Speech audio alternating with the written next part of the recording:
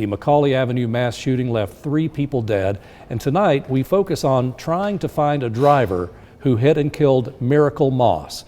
Greg Glover joins us here in the studio with more in tonight's Crime Stoppers. Greg? David, investigators say they've been working this case every day since June the 5th, but with so many victims and bystanders and multiple shooters, it's a tough one to nail down. Some arrests have been made, but our focus tonight is on Myrickle Moss, a young woman with her whole life ahead of her who was struck down not by a bullet, but by someone fleeing the mayhem in a vehicle. She wasn't just a person that was out there to have a good time. She is also a daughter to a mother.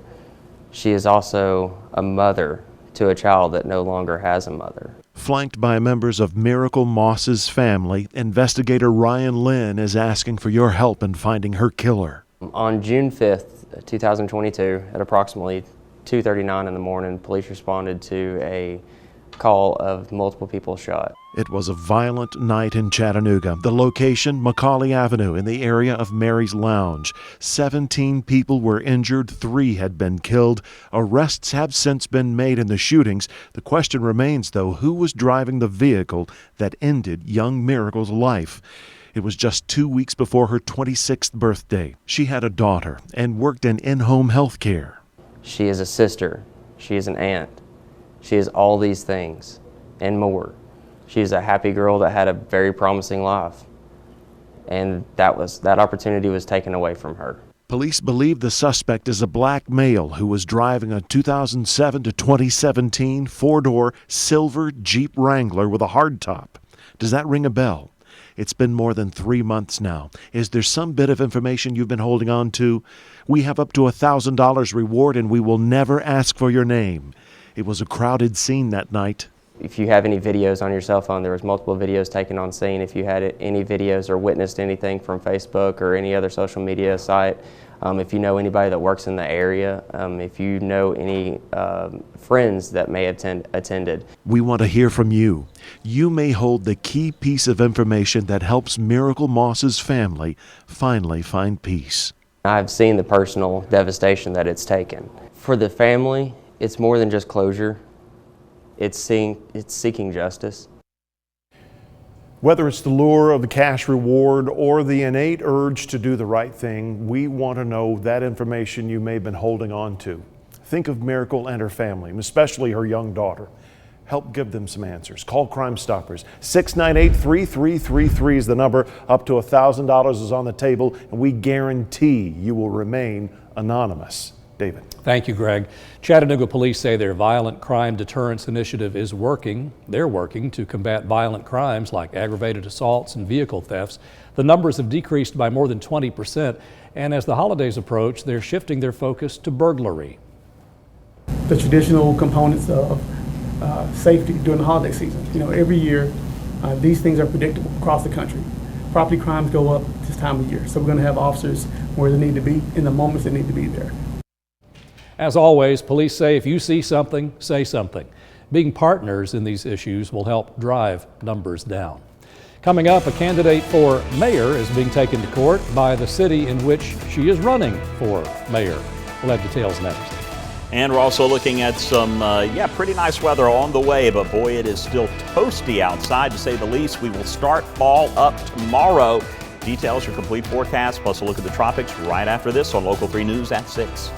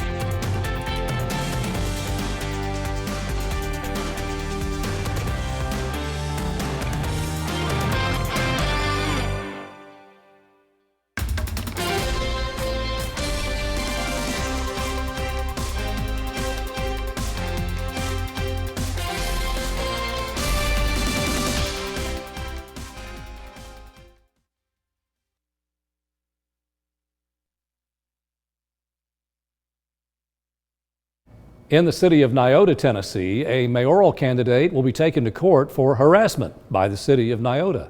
Karen Aguilar has more.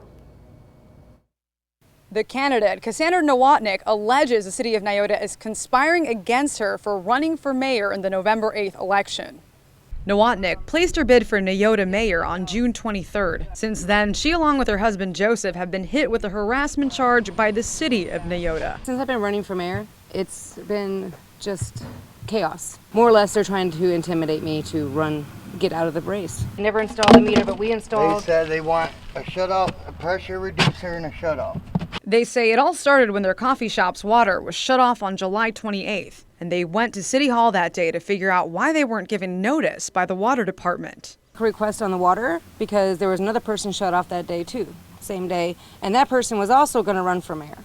She actually dropped the race because she was being intimidated. Nowotnick says since then they went a few more times to request records, videotaping the water department's office during the visit. I record it because I want people to know that I'm not being snotty with them, but they're telling everyone else that I'm coming in there and causing chaos and being snotty. She says the complaints have led to a harassment charge. Juanita Cagle, who works at the water department, filed a police report on August 24th saying the Nowotnicks have harassed them on social media for weeks, claiming she's embezzling money from the water department and purposely turning off water for people. With the paperwork and with the video recording, this shows that obviously I was not falsely accusing anyone. I want to show people that it's a true accusation. Right. The city's attorney sent us a statement saying, pursuant to Public Chapter 337, I had advised a relatively small number of disruptive City of Nyota citizens that their frequent and disruptive entries into City Hall, over-frequency requests, and false statement on social media constitute an intent to disrupt city government operations.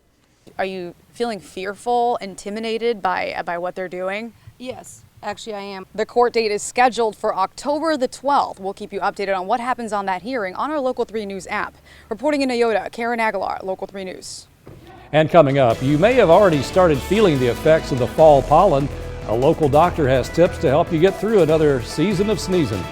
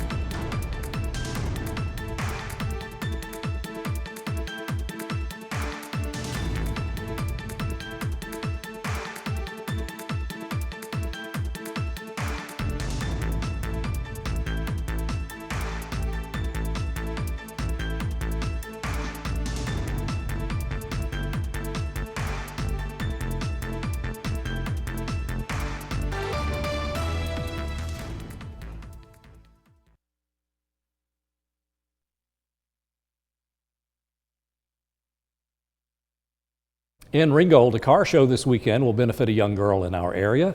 We introduced you to Layla Shook back in 2013 and have featured her many times since. She's 10 years old and was born with a syndrome that causes malformations of the skull, face, hands, and feet.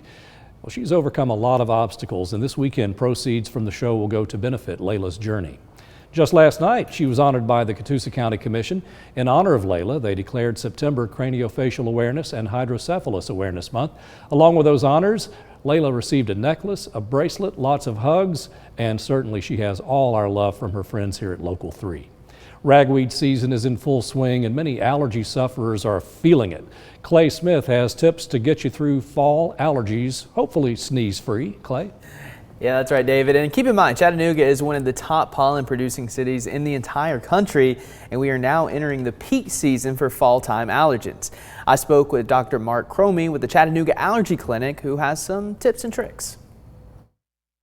The height of the fall allergy season typically occurs in mid-September and runs until the first frost of the season. Allergens such as ragweed are abundant this time of year, resulting in a high pollen count. This time of year, the pollen is more microscopic. It's in the air. You don't see it as much. It's not as high as the spring, but the fall allergies is our second busiest season of the year. As the days grow shorter and temperatures turn cooler, other viruses begin to show up. Symptoms of viruses like the flu can be similar to extreme allergies, but Dr. Cromie explains the differences. Typically, allergies are going to cause itchy, sneezy, and it's going to be a clear drainage, okay? It's not going to be purulent or yellow or green. It's not going to cause a lot of pain, and it's not going to cause any significant fever. If you have had itchy eyes, bouts of sneezing and coughing, then a simple solution is to limit your time outdoors.